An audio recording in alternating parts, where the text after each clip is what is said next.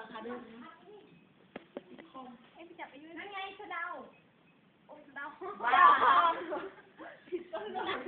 น้ำม่วงที่ดอกน้ำม่วงสะเดาเขาเป็นดอกนั่นน่ะดอกมะม่วงพูดงี้เป็นที่ดอกเราที่ผมไอ้คนได้ไงว่าเป็นเราโถนี่อยากให้เราเพลงเลยแล้วถามที่หมอไม่พอทำได้นี่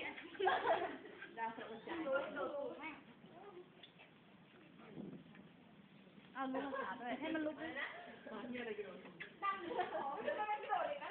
นี่แหละตัวสูงจริงมันเหนื่อยบ้างไหมน่ารักเนาะยุ้ยมามึงแทงนะอีห่าแต่มันท้องหนักนี่มันโกรธนี้เลยมันแท้งหรอกมึนจะได้ได้ไป3 ตัวด้วยพากูหลายผัวมากเลยโคตรคิดดูอ่ะมันได้4 ผัวนะมึง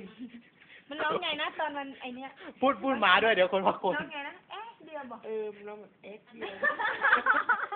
ร้องไงซิน้าก็บอกว่าอย่างนั้นเดียวไม่อยู่เลยน่ะติดเลยน่ะแบบเด็กเลยร้องไงนะมันได้เสียกันอยู่ในบ้านเลยน่ะมันร้องไงร้องขี้เหร่มากแบบเมอร์นี่หมอนทองนี่แหละแต่มันขี้เหร่กว่านี้ขี้เหร่สุดแล้วเนี่ยขี้เหร่มากแล้วอีนั้นขามันยาวมันสูงอ่ะไม่ทุเรศผมกระโดดแม่แต่หมาก็ไม่เว้นอ่ะเอามาพูดรอบแรกหัวนะจ๊ะอย่าว่าไปมึงเหลือแต่แม่